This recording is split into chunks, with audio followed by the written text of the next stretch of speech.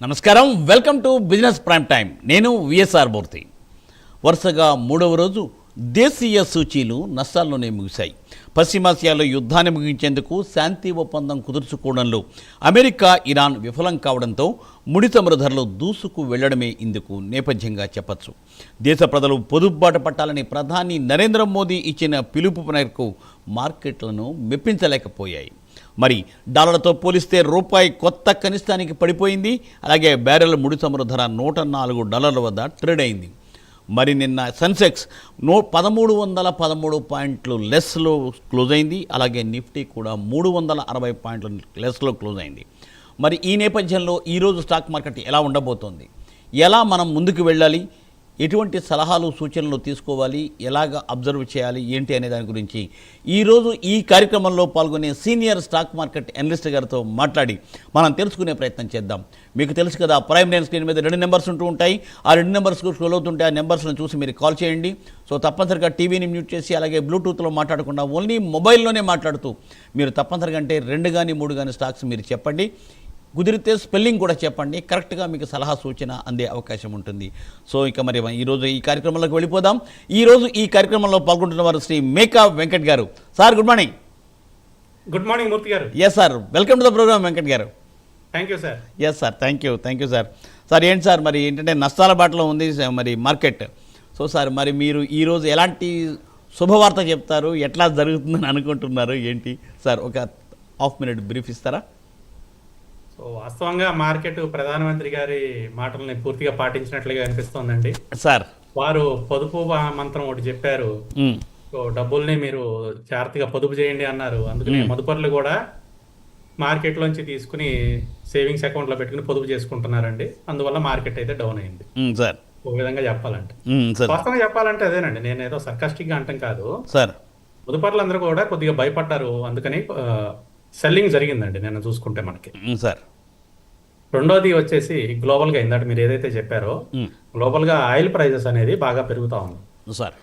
So oil prices ఎప్పుడైతే పెరుగుతున్నాయో rupee value కూడా depreciate అవటంతో మనకి ఫారెక్స్ రిజర్వ్స్ తగ్గిపోతాయండి. మనం ఈ విషయం అంతకుముందు కూడా 2-3 సార్లు చెప్పుకున్నాం. అవును సార్. ఎప్పుడైతే మనకి బ్రెంట్ క్రూడ్ ఆయిల్ పెరుగుతుంది, అలాగే రూపీ వీకెన్ అవుతుందో, మనం పర్చేస్ చేయాల్సింది డాలర్స్ లో పర్చేస్ చేస్తూ ఉంటాం. సో డాలర్ వాల్యూ ఎక్కువ పెట్టి కొనాల్సి వస్తుంది. దాంతో ఫారెక్స్ రిజర్వ్ తగ్గిపోతూ ఉంటాయండి. సో అత్యవసర వస్తువులు మనం కొనుక్కోవాలి అని అంటే మన దగ్గర ఫారెక్స్ రిజర్వ్స్ తగ్గిపోతాయి కాబట్టి దేశానికి అది మంచిది కాదు. అందువల్లే ప్రధానమంత్రి గారు ఆ విషయం దృష్టిలో పెట్టుకుని నిన్న వారు అంటే సామాన్యులకు అర్థమయ్యే భాషలో కొద్దిగా పొదుపు చేయండి అని చెప్పారండి. అవును సార్, వాస్తవేనండి. అలాగే గ్రీన్ ఎనర్జీని కూడా ఇండియా చాలా రోజుల నుంచి కూడా పుష్ చేస్తాను. అవును సార్. సో ఈ గ్రీన్ ఎనర్జీ మనం కూడా చెప్పుకున్నాం. ఇథనాల్ సంబంధించి బ్లెండింగ్ గురించి కానీ, లేకపోతే ఎలక్ట్రికల్ వెహికల్స్ గురించి కానీ మనం కూడా 2-3 సార్లు చెప్పుకున్నాం షోలో. అవును సార్. ఈ గ్రీన్ ఎనర్జీ రావడం వల్ల ఏమవుతుంది అంటే క్రూడ్ ఆయిల్ కన్సంప్షన్ అనేది తగ్గుతుంది. సో దట్ మనం దేశ అవసరాల కోసం ఇంపోర్ట్ చేసుకునే 85% క్రూడ్ ఏదైతే ఉంటుందో దాన్ని ఒక 20% తగ్గించుకోగలిగినా కూడా చాలా వరకు ఫారెక్స్ ఆదా అవుతుందండి. అవును సార్, రైట్. సో అది చేయాలండి డెఫినెట్ గా. రెండోది, నిన్న మార్కెట్లు డౌన్ అవడానికి మెయిన్ రీజన్ ఏంటంటే టెక్నికల్ గా కూడా, అంటే గ్లోబల్ గా అన్ని రకాలు ఏ ఉన్నా కూడా టెక్నికల్ గా మనకి ముందే ఇండికేషన్ ఇచ్చేసిందండి.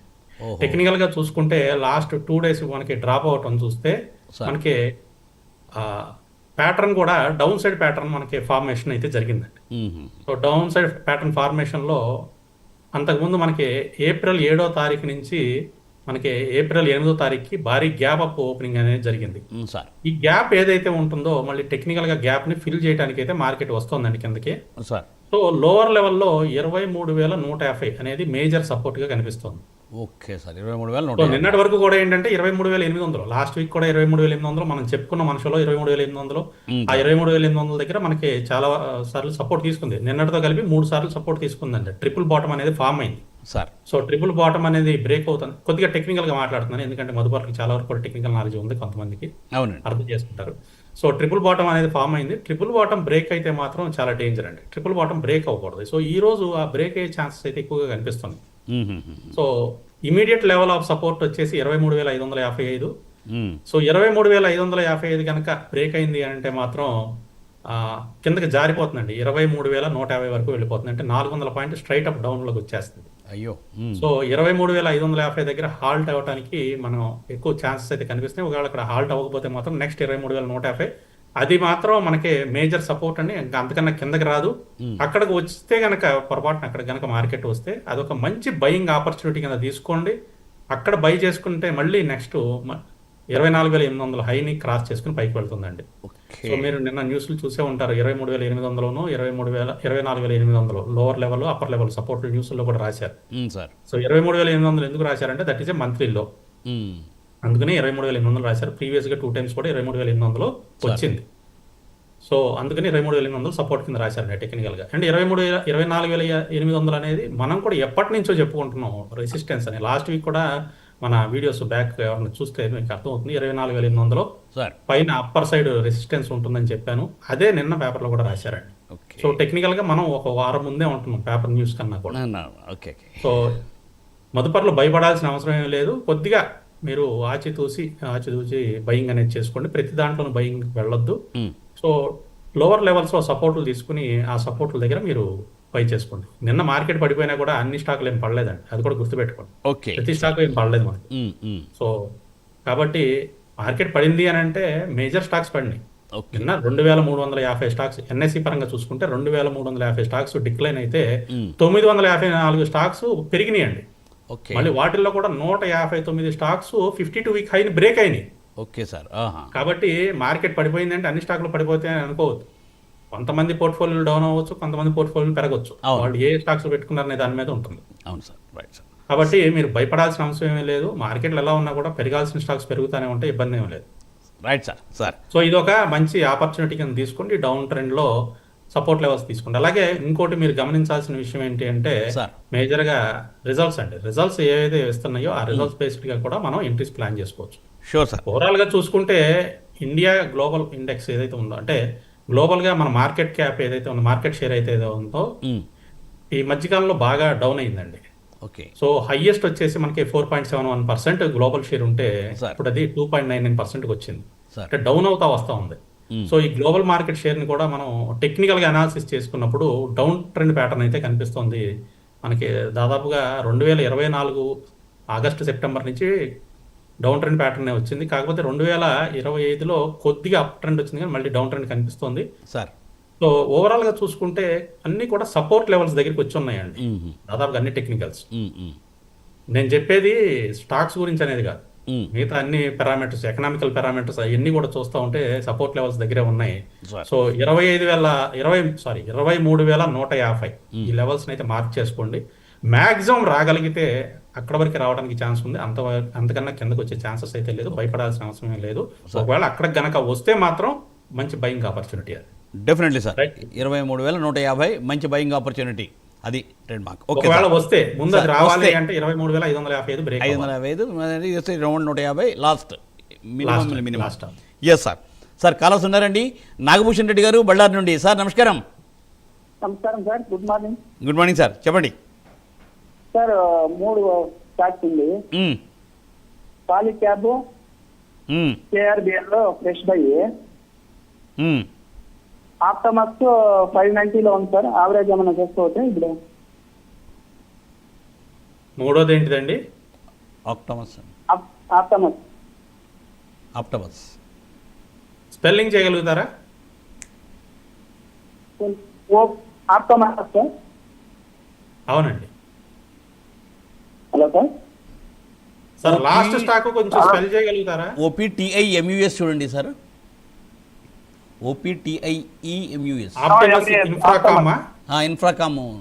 ఆప్టిమస్ ఫైనాన్స్ లిమిటెడ్ ఏంటిదండి? సార్ నాగభూషణ్ రెడ్డి గారు, అది ఫైనాన్షియల్ ఏంటంటే ఇన్ఫ్రాస్ట్రక్చర్ అని అడుగుతున్నారు sir. Infrastructure. Optimus Infracom. Okay అండి. సో 3 కూడా ఫ్రెష్ ఎంట్రీ అండి. ఆక్టోమస్ 590 అండి, అదే హోల్డింగ్ అండి ఆక్టోమస్. మిగిలిన పై 2 కూడా sir, 2 fresh buy sir. So Polycab fresh entry తీసుకుందాం అనుకుంటున్నారు అంతే కదా? తీసుకోవచ్చు అండి. కరెంట్ ప్రైస్లో కూడా మీరు తీసుకోవచ్చు, ఇబ్బంది ఏం లేదు. నిన్న కూడా మనకి కొంచెం పాజిటివ్లోనే క్లోజ్ అయిందండి. ఓపెన్ నుంచి చూసుకుంటే పాజిటివ్గానే క్లోజ్ అయింది. కేఆర్బిఎల్ 390 దగ్గర రెసిస్టెన్స్ ఉంది సార్. 390 దాటితేనే ఎంట్రీ ప్లాన్ చేయండి. అది దాటినంత వరకు కూడా ఎంట్రీలో తీసుకోవద్దండి. అలాగే ఆప్టిమస్ వచ్చేసి మనకి 430.15 నిన్న క్లోజింగ్ జరిగింది. 7% నిన్న డౌన్ అయిందండి. సో కరెంట్ ప్రైస్లో వద్దు సార్. మీరు ఫ్రెష్ ఎంట్రీ తీసుకోవాలంటే మాత్రం 450 దాటిన తర్వాత మాత్రమే ఫ్రెష్ ఎంట్రీ తీసుకోండి. Right sir. ఆల్రెడీ ఆప్టిమస్ ఉంటే మాత్రం హోల్డ్ చేయండి, పర్వాలేదు. 590లో హోల్డ్ చేస్తున్నారండి. ఉంటే హోల్డ్ చేయండి, ఇప్పుడే యావరేజ్ చేయొద్దు. కొంచెం డౌన్ వస్తుందండి, 410 వరకు కూడా రావడానికి ఛాన్స్ ఉంది. Right sir. సార్ అదండి సూచన. సార్ మరో కాలండి వెంకటేశ్వరరావు గారు, వైజాగ్. Sir good morning. నమస్తే వెంకట్ గారు. నమస్తే అండి. నా దగ్గర కోల్ ఇండియా ఉన్నాయండి, అలాగే వేదాంత కూడా ఉన్నాయి. రెండు నో లాస్ నో గెయిన్ లో ఉన్నాను. ఇప్పుడు స్టేక్ సేల్ ఉంది కదండి కోల్ ఇండియాకి, ఇప్పుడు కొనుక్కోవచ్చా? కొంచెం యాడ్ చేసుకుందాం అనుకుంటున్నాను. తీసుకోండి sir, coal India current price లో యాడ్ చేసుకోవచ్చు, మంచి బుల్లిష్ గానే ఉంది. గ్రో ఏ రేట్ లో కొనుక్కోవచ్చు? గ్రో సపోర్ట్ గ్రోనా? ఓకే. అండ్ వేదాంత కూడా హోల్డ్ చేయండి సార్, ఇబ్బంది ఏం లేదు. కోల్ ఇండియా ఫ్రెష్ బై చేయొచ్చు. అండ్ గ్రో కొద్దిగా ప్రాఫిట్ బుకింగ్ జరుగుతుందండి. ఈ రోజు కూడా కొంచెం కిందకి రావడానికి ఛాన్స్ ఉంది. అరౌండ్ 180 ఆ జోన్కి వచ్చినప్పుడు తీసుకోండి గ్రో అయితే. ఈ రోజు మార్కెట్లు కొంచెం డౌన్లో ఓపెన్ అవుతున్నాయండి. సో ప్యానిక్ ఏం అవ్వద్దు, కొంచెం కిందకు వస్తాయి. సో కిందకు వచ్చినప్పుడు లోవర్ లెవెల్ దగ్గర మనం ఎంట్రీస్ ప్లాన్ చేసుకుందాం. సార్ మరో కాల్ రండి. Sridhar garu, Hyderabad. Sir good morning. Sir good morning sir. Yes sir. Sir ఇప్పుడు ఈ రేట్లో ఎస్బీఐ ఒకటి, గ్రో ఒకటి తీసుకోవచ్చా సార్? గ్రో అది ఎప్పుడే చెప్పుకున్నాం అండి, కిందకి రానివ్వండి. అరౌండ్ 180 ఆ జోన్కి వచ్చినప్పుడు తీసుకోండి. రెండోది ఎస్బీఐ మీరు అంది. అవునండి. ఎస్బీఐ కూడా కొంచెం కిందకు వస్తుంది సార్. సో మీకు తెలిసిందే, రీసెంట్ రిజల్ట్స్ అనుకున్నట్లుగా రాలేదు, కొంచెం డౌన్ రావడానికి ఛాన్స్ ఉంది. 900 నుంచి 920 మధ్యలో మనకి మంచి సపోర్ట్ లెవెల్స్ అయితే ఉన్నాయండి ఎస్బీఐకి. ఆ జోన్లోకి వచ్చినప్పుడు తీసుకోండి సార్. Right sir. సార్ మరో కాల్ రండి. అనిల్ గారండి, Hyderabad. Sir good morning. Sir good morning sir. Sir నాకు ఈఎంఎస్ ఒకటిను ఈఎంఎస్ గురించి చెప్పాలా సార్? నేను 700 ఎంట్రీ అయ్యాను. ఎప్పుడు తీసుకున్నారు సార్? లాస్ట్ ఇయర్ ఏప్రిల్ అట్లా తీసుకున్నారా సార్? క్రింద సంవత్సరం ఏప్రిల్లో తీసుకున్నారా ఈఎంఎస్? 700లో తీసుకున్నాను సార్. ఓకే. ఈఎంఎస్ మీరు 400 దాటితే అప్పుడు యావరేజ్ చేసుకుని హోల్డ్ చేయండి. ఇప్పుడేం చేయొద్దు, కొద్దిగా మనకి కన్సాలిడేషన్ డౌన్ ట్రెండ్లోనే కనిపిస్తుంది. 400 దాటిన తర్వాత యావరేజ్ చేసుకుని హోల్డ్ చేయండి. మీ ప్రైస్ వచ్చిన తర్వాత ఎగ్జిట్ అయిపోండి. Sir right sir. Right sir. Sir మరో కాల్ అండి. రామకృష్ణ గారు, Vizag. Sir good morning. Good morning Murthy గారు. Yes sir good morning sir. Sir Venkat sir good morning sir. Good morning అండి. హలో చెప్పండి. Good morning sir. Audible Ramakrishna గారు, మీరు ఆడియబుల్. సార్ నా దగ్గర ఇప్పుడు హెచ్డిఎఫ్సి బ్యాంక్ మన కరెక్షన్ లో తీసుకున్నాను సార్. ఇప్పుడు ఎస్బీఐ కూడా 2 డేస్ నుంచి బాగా కరెక్షన్ అయింది కదా, లాంగ్ టర్మ్ కోసం ఏమన్నా ఇప్పుడు తీసుకోవచ్చా సార్? 900 నుంచి 920 మధ్యలో వచ్చినప్పుడు తీసుకోండి సార్. ఈ రోజు కొంచెం డౌన్ ఏ ఉంటుంది కాబట్టి మార్కెట్ కొంచెం కిందకి రావడానికి ఛాన్స్ ఉంది. సో కిందకి వచ్చినప్పుడు అరౌండ్ 900 నుంచి 920 మధ్యలో ఎస్బీఐ వస్తే తీసుకోండి, మంచి సపోర్ట్ లెవెల్స్ ఉన్నాయి అక్కడ. సార్ హెచ్డిఎఫ్సి కూడా సార్ అడిగారు. హెచ్డిఎఫ్సి ఆల్రెడీ వారు తీసుకున్నారు, డౌన్లోనే తీసుకున్నారు, పర్లేదు, హోల్డ్ చేయండి, ఇబ్బంది లేదు. మా కిందకి వస్తే మాక్సిమం 730 వరకు వస్తుందండి. Okay okay right sir. Sir మరో కాల్ అండి. రావు గారు, Srikakulam. Sir good morning. Good morning sir, both of you. Venkat sir good morning. Good morning అండి. చెప్పండి సార్. సిప్లా 25% లాస్ లో ఉంది సార్. అలాగే గోద్రేజ్ కన్జ్యూమర్ 20% లాస్ లో ఉంది. ఈ రెండు ఏం చేయమంటారు? హోల్డ్ చేయమంటారా, లేదా ఇది పిండి ఇంకేదైనా ఫార్మా స్టాక్ కి షిఫ్ట్ అయితే బెటర్? సో ఈ రెండు తీసేసి వేరే స్టాక్ తీసుకుందాం అనుకుంటున్నారా? అవును సార్. ఓకే. సిప్లా అయితే మనకి ఇంకొంచెం డౌన్ వస్తుంది సార్. లేదా వింటా ల్యాంప్ కానీ వెళ్తే అలా ఉంటది. అంటే లాస్ లో బుక్ చేయడం ఎందుకు సార్? హోల్డ్ చేద్దాం, ఉండండి. సిప్లాకి మనకి రిజల్ట్స్ ఉన్నాయి. సో రేపు రిజల్ట్స్ అయితే ఉన్నాయి సిప్లాలో. రిజల్ట్స్ కోసం వెయిట్ చేద్దామండి. అలాగే సిప్లా కొద్దిగా డౌన్ రావడానికి ఛాన్స్ ఉందండి. అరౌండ్ 1280 వరకు కూడా రావడానికి ఛాన్స్ ఉంది. రిజల్ట్స్ బాగోపోతే ఇంకొంచెం కింద కూడా వస్తుందండి. మేజర్ సపోర్ట్ అయితే 1170 దగ్గర సపోర్ట్ కనిపిస్తుంది సిప్లాకి. అంతకుముందు మనకి ఏప్రిల్లో కూడా మనకి 1170 ఆ జోన్ దగ్గర సపోర్ట్ తీసుకుని పెరిగిందండి.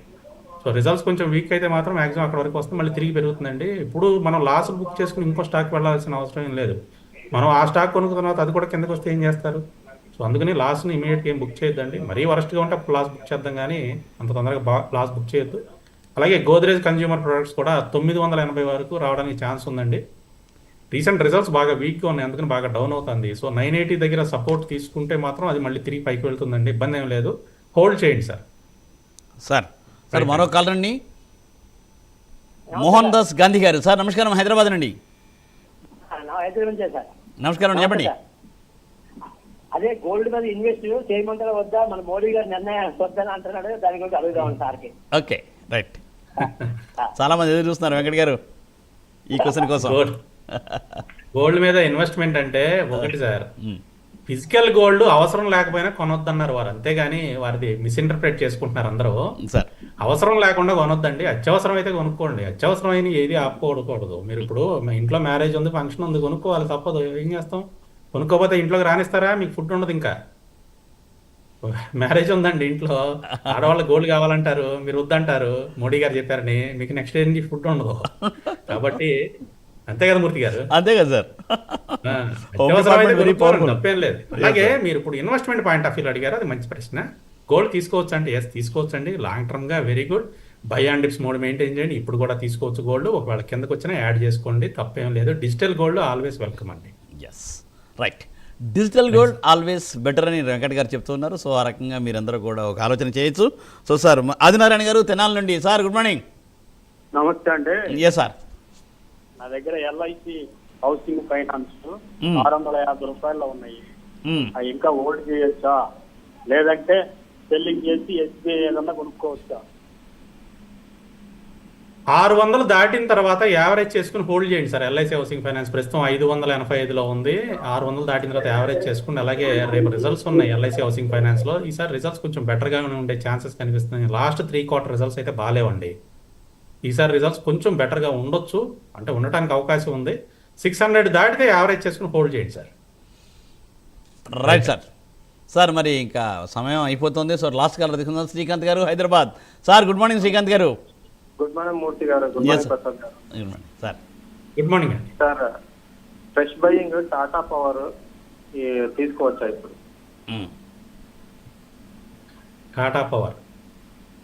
టాటా పవర్ కొంచెం కిందకు వచ్చిన తర్వాత తీసుకోండి. అరౌండ్ 415, 416 ఆ జోన్కి వచ్చినప్పుడు తీసుకోండి. ఒకవేళ రాకుండా తిరిగి పెరుగుతుంది అంటే 440 దాటితే తీసుకోండి. ఇప్పుడైతే వద్దు. రైట్. టెక్నికల్గా అయితే కొంచెం డౌన్ వచ్చే ఛాన్సెస్ కనిపిస్తున్నాయి. శ్రీకాంత్ గారికి ఎనీ మోర్? లేదు సార్, టాటా పవర్ తీసుకోవచ్చు. Okay, right. ఈ రోజు రిజల్ట్స్ ఉన్నాయి సార్, రిజల్ట్స్ కొంచెం వాచ్ చేయండి. టాటా పవర్ కొంచెం డౌన్ అయితే ఛాన్సెస్ ఉన్నాయి. Okay sir. రైట్ అండి. Right sir. సో సార్ మరి మీరు చెప్పినట్టు ఏంటంటే మార్కెట్ ఈరోజు ఆల్రెడీ మీరు లెవెల్స్ చెప్పారు. ఆ లెవెల్స్ ప్రకారం వస్తే దాని ప్రకారం ఏంటంటే అది 523,500, 23,150. ఆ 150 తప్పనిసరిగా మంచి అవకాశం కొనగా మీరు చెప్పున్నారు. సో అదే ఈవేళ మార్కెట్ ఉండాలనే కోరుకుందాం మూర్తి గారు, ఎందుకంటే అందరూ కూడా చాలా నష్టపోతారండి. అవును సార్. ఈ రోజు కూడా 23,800 దగ్గర మనకి సపోర్ట్ తీసుకుని, అంటే క్లోజింగ్ బేసిస్ లో మాట్లాడుకుంటే, ఒకవేళ కిందకు వచ్చి ఒక 23,600, 700 అట్లా వచ్చి తిరిగి క్లోజింగ్ బేసిస్ లో 23,800 పైన క్లోజ్ అయితే మాత్రం మంచి అంటే అవకాశమే వాస్తవంగా పైకి వెళ్ళటానికి సార్. సో బుల్లిష్గా వెళ్ళడానికి అవకాశమే. కాకపోతే 800 క్లోజ్ అవుతుందా లేదా అనేది ప్రస్తుత డేటా అయితే కొంచెం స్లిమ్ గానే కనిపిస్తుంది. సరే సార్, తప్పనిసరిగా ఏది ఏమైనా తప్పనిసరిగా మార్కెట్లో మొదటి లాభాలు ఆర్జించాలని ఇవాళ బాగుండాలి మార్కెట్ అని ఆశిస్తూ మరి ఇక మన కార్యక్రమం చివరకు వచ్చేసాం. వెంకట్ గారు thank you very much for joining for today's live programme, giving valuable advises sir. Welcome sir. Thank you very much sir. So చూసారుగా, ఇది ఇవాళ బిజినెస్ ప్రైమ్ టైం. మళ్ళీ రేపు ఉదయం 8:30 మేకా వెంకట గారితో కలుసుకుందాం. చూస్తూనే ఉండండి ప్రైమ్ 9. నమస్తే.